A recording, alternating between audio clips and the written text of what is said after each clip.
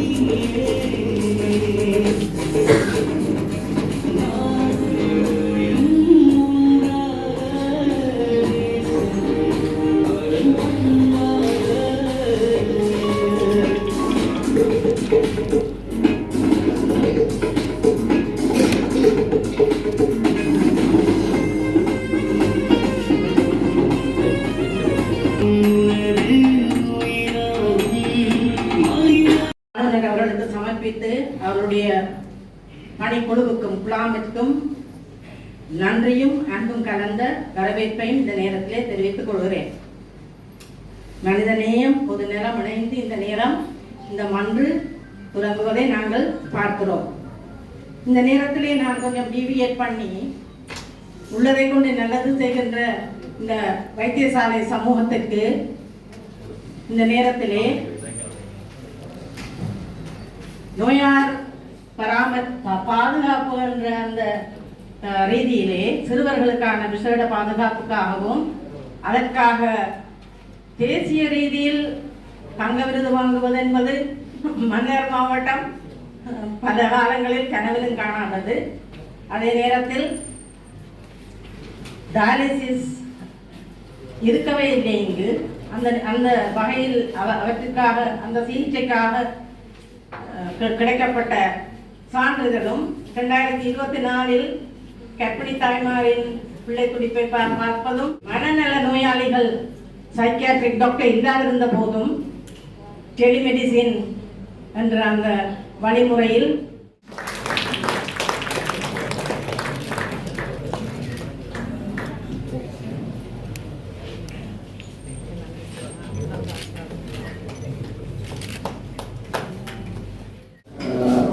limited number we are getting this time also. Last time there were like 38 input influx. This time there will be like 30. Out of 30, madam, we will focus main hospital. We have given the date last month because of our commitment only. We have to change to this month. So we promised on the invitation of the Hospital Development Committee, and he kept his promise, and today he came to sit and see that shortcomings and sort out with you all. So I must thank him for the invitation of coming here, and also the Chief Secretary Madam. She always have an extra personal interest to develop MENA like Mullaitivu also, because it's a district of highly underserved, as you all know. Along with that, our Secretary Madam and PDHS also now not like sharing according to the bigger areas, but actually he is scientifically allocating resources now to cater the underprivileged community of Mannar district. You all know, welcoming all, and also you all know the Mannar is the district general hospital is the only bigger hospital, tertiary care hospital to cater all the communities in Mannar district. So all the specialty cares are taking place in Mannar. So I have a small presentation. So we will go through the presentation. I'll finish it quickly. In the meantime, I would like to call upon our Honorable Governor and the Chief Secretary Madam to interrupt, and we can start the discussion during the presentation. அடையும் உன்னத நோக்கத்துடன் ஒரு புதிய file நடைமுறை ஒன்று இன்று அறிமுகப்படுத்தப்பட உள்ளது. விடுதியில் தங்கி சிகிச்சை பெற்று வரும் ஒவ்வொரு நோயாளிக்கும் என தனித்தனியான ஃபைல்கள் நடைமுறைப்படுத்தப்படுவதற்காக இன்று அதனை அறிமுகப்படுத்த உள்ளோம். அந்த ஃபைல் சிஸ்டம் ஆனது ஒரு நோயாளி விடுதியில் அனுமதிக்கப்பட்டதில் இருந்து அந்த நோயாளி பூரண சுகம் பெற்று வீடு செல்லும் வரை, அல்லது மாற்றலாகி வேறு வைத்தியசாலைக்கு செல்லும் வரை, அல்லது இறப்பினை சந்திக்கும் வரை ஆன அத்தனை தகவல்களையும் மிகச் சுருக்கமாக உள்ளடக்கிய ஒரு கோவையாக அமைந்துள்ளது விசேட இயல்பாகும். மன்னார் மாகாணத்திலே இன்னொரு வைத்தியசாலையிலும் நடைமுறை இல்லாத இந்த ஃபைல் சிஸ்டமானது முதல் தடவையாக எமது வைத்தியசாலையில் அறிமுகப்படுத்தப்படுகிறது என்பதை மிகவும் பெருமையோடு இவ்வழியில் தெரிவித்துக் கொள்கிறேன். பரிந்துரை வழங்கி கௌரவித்த ஆளுநர் அவர்களுக்கு விசேட நன்றிகள். பிரதம செயலாளர் அவர்களுக்கு எமது உளப்பூர்வமான நன்றிகள். சாலை சகல கல்லா வல்லவர் பணிப்பாளர் எம்எச்எம் அசாத் அவர்களுக்கும் அவர்களோடு கூட நின்று உதவிய தர முகாமைத்துவ பிரிவினர், அவர்களோடு விருதுகளை பெற்றுக்கொண்ட விசேட குழந்தை நல பிரிவினருக்கும் குருதி சுத்திகரிப்பு பிரிவினருக்கும் எமது வைத்தியசாலை சமூகம் சார்பான நன்றிகளும் பாராட்டுகளும். அடுத்த நிகழ்வாக விருதுகள் வழங்கும் வைபகம் கிளம்படும். முதலாவது செயற்திட்டம் minimizing the patient potential risk of taking repeated X-ray due to the malposition of the newborn at SCVU. இவ்விருதுகளை வழங்கி வைப்பதற்கு வடமாகாண கௌரவ ஆளுநர் அவர்களை அன்புடன் அழைக்கின்றோம்.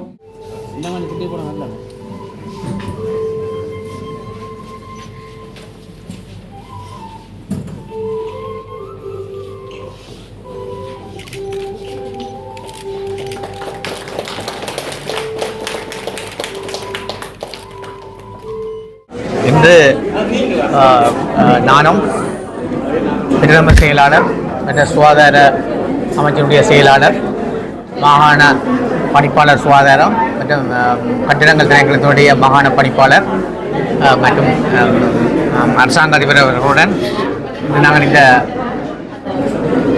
வைத்தியசாலைக்கு விஜயம் செய்திருந்தோம். நாங்கள் ஏற்கனவே வைத்தியசாலையிலே ஒரு கூட்டம் நடத்தி இந்த அபிவிருத்தியை தொடர்பாக ஆராய்வதாக ஏற்கனவே நாங்கள் அறிவிக்கப்பட்டிருந்தது.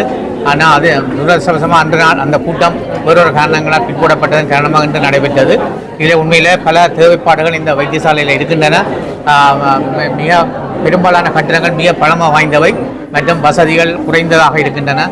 அதிலே மிக கட்டிடங்கள் மிக பதிவான நிலையில் இருப்பதாலும் அதுக்கு இருக்கின்ற நோயாளர்கள் மிகவும் கஷ்டம் அனுபவிப்பதை நான் நேரில் கண்டிருக்கிறேன். அவை குறித்து நாங்கள் நடவடிக்கை எடுக்க வேண்டும் என்று நான் ஏற்கனவே கூறியிருந்தேன். அந்த அடிப்படையில் இந்த கூட்டத்திலே இந்திய அரசாங்கத்தினுடைய உதவியுடன் நடைபெற இருக்கின்ற ஒரு கட்டிடமும் வகுப்பிலே நடைமுறைப்படுத்த இருக்கின்றது. அதை விட நாங்களும் எங்களுடைய மாகாண நிதியிலிருந்து இந்த மாஸ்டர் பிளான் ஒன்று தயாரிப்பதற்கும் மற்றும் ஒரு இந்த 3 மாடி கட்டிடம் ஒன்றை நாங்கள் புதிதாக அடுத்த 2026ஆம் ஆண்டிலிருந்து ஒதுக்குவதற்கும் தீர்மானித்திருந்தோம். அதேபோல் சிடி ஸ்கேன் ஒன்று அடுத்த வருஷம் நிதியிலிருந்து வழங்குவதற்கும் மற்றது அல்ட்ரா சவுண்ட் ஸ்கேன் வழங்குவதற்கும் தீர்மானித்திருக்கிறோம். அவை அடுத்த வருஷம் அவர்களை வழங்குவதற்குரிய நடவடிக்கை எடுப்போம்.